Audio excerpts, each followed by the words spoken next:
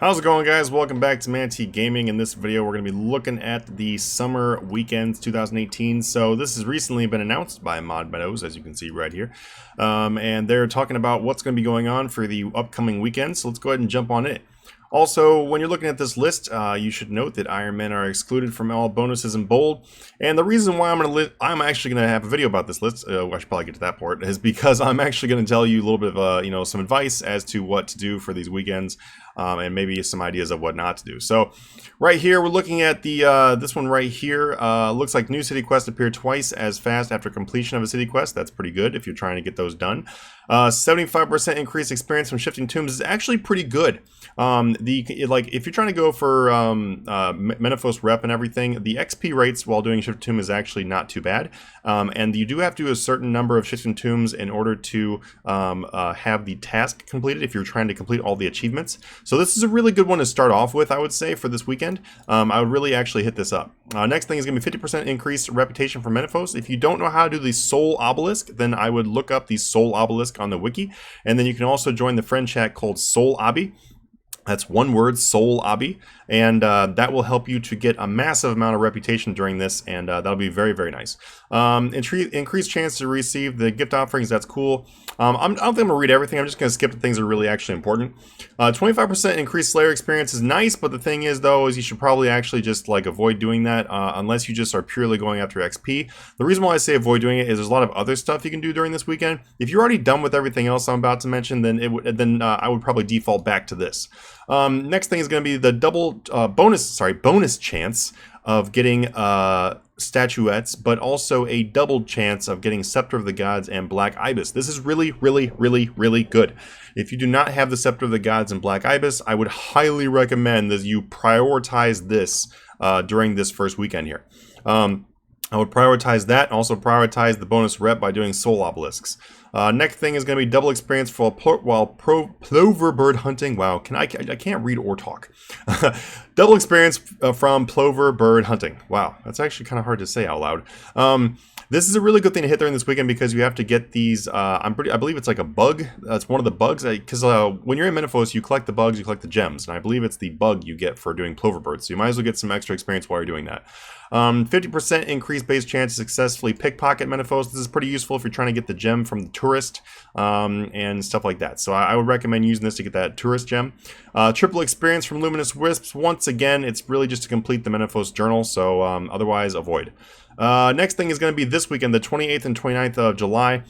This is going to be the biggest weekend of all of them because obviously there's a lot of crap for this one. But some of them you should probably just kind of ignore.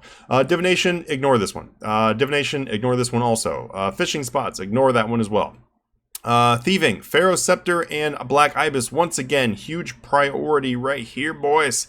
Although I would highly recommend that you actually don't do it during this weekend and you finish it in this first weekend. I'll explain why here in a second, but if you somehow did not finish in the first weekend, then definitely work on this.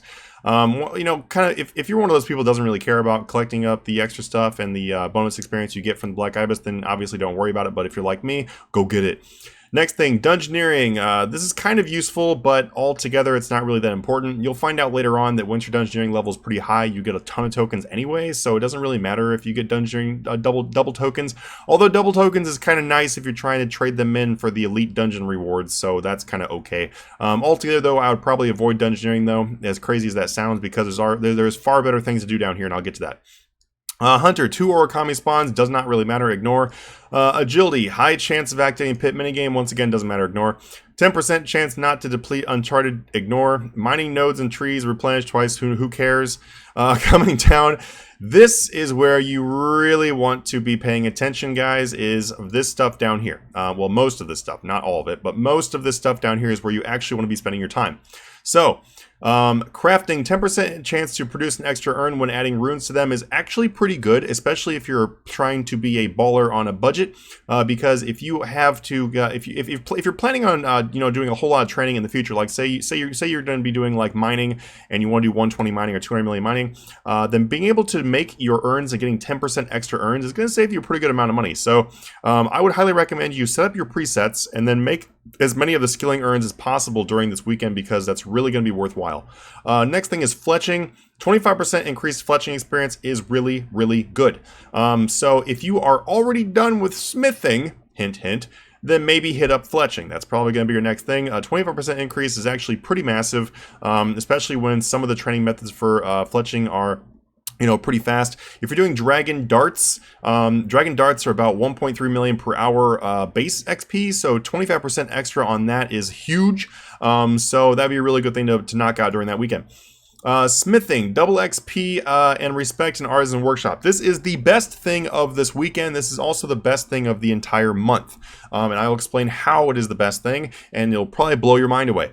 So, I'm actually really, really upset because I've been waiting for this to come back around for quite a while now, and I don't think I'm actually going to be around for the 28th and 29th of July, so I'm kind of crying on the inside, and I want to just go huddle in a corner because I don't think I'm actually going to be able to do this myself. What you're able to do with this is you're able to get a massive amount of XP per hour. We're talking about 2.5 million experience per hour at a fairly cheap rate. When I say cheap, I mean, for the fact it's going 2.5 million per hour, it's relatively cheap. What you're able to do is you're able to go do the Rune Ceremonial Swords. So Rune Ceremonial Swords, what you want to hit up, and you want to have Smithing Brawlers. If you don't have Smithing Brawlers, or you don't fully understand what I'm talking about, I actually have a video, if you dig in my old videos, or not, it's not too old, you'll find a video about how to get Smithing Brawlers, and you'll find another video about how to do the Artisan Workshop with the bonus experience and everything like that. So I do have other videos about that. Go check them out. Actually, I think I'll go ahead and link them in the description, unless I forget. If I do, then remind me in the comments below, because I'm a forgetful person sometimes. But what you do is you use these Smithing Brawlers, equip those, make Rune Ceremonial Swords, and then it is just massive experience. Each one of the Brawlers lasts for 20 million experience. So you essentially get like 10 million extra experience per Brawler. It is ridiculously overpowered. You also want to be sure to use a bunch of extra gear and everything that is all in those other videos. I'm not gonna make this video extra long by giving you the entire how to do it, but check out my guide on how to do that. It's really worth your time. Essentially, if you just like crack a few Red Bulls, you could probably get like 100 million experience in one weekend. I've actually seen people do that. It's highly possible. Next one, rune crafting. Ignore that crap. Despite the fact it says double reward points in Runespan, guys, that's not really worth doing anymore. Here's the reason why: because Soul Span is faster. So if you're able to do souls, then go do souls. The second reason why it's not worth doing anymore: you can actually buy the reward points from the merchant. You get 5,000 reward points for only 250k. So there's really no reason to actually go grind them anymore, because you only get about 2,000 per hour if you're a really high level and you're also paying attention. So altogether, who cares about these reward points? That's kind of like we're past that. It's 2018, bro. Wake up. Construction. Chance to retain a plank with Scroll of Proficiency is not too bad if you're really desperate for some construction. Otherwise, I'd probably wait for double XP. Cooking. This is irrelevant. Just ignore that.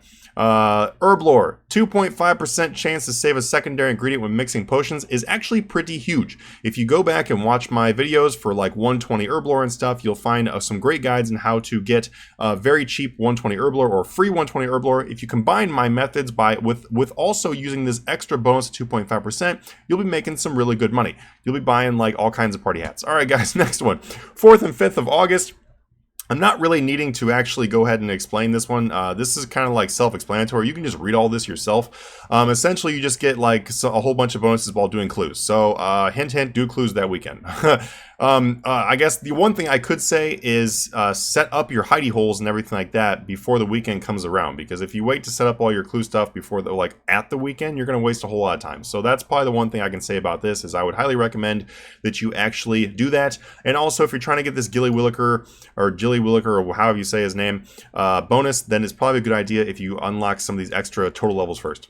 Coming down here, guys, we're looking at combat. So combat. Charm drops give 1 more charm than normal. Yes.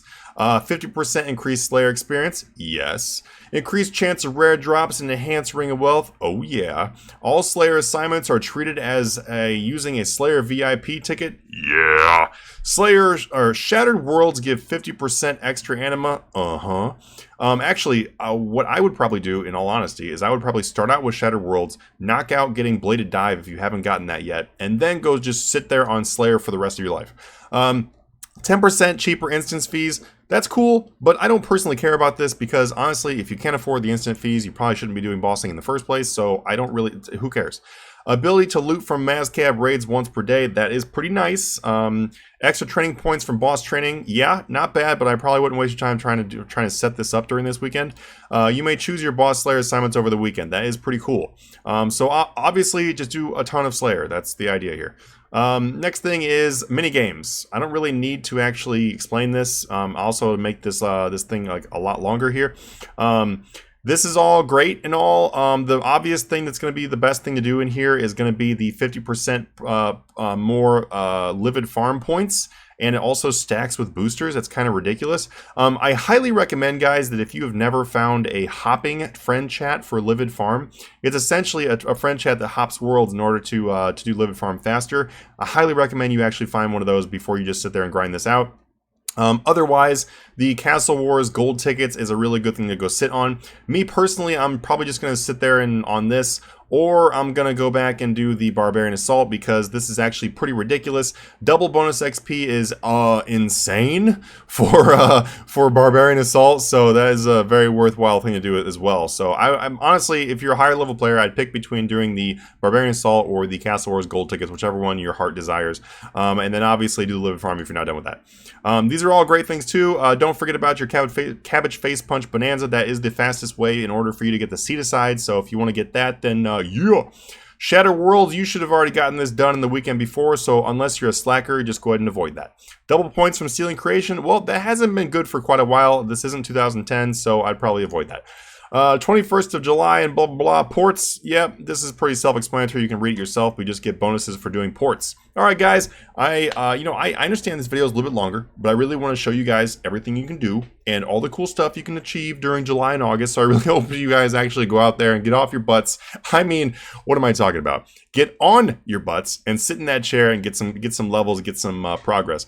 All right, everybody, I'll see you guys in the next video. Have a good one.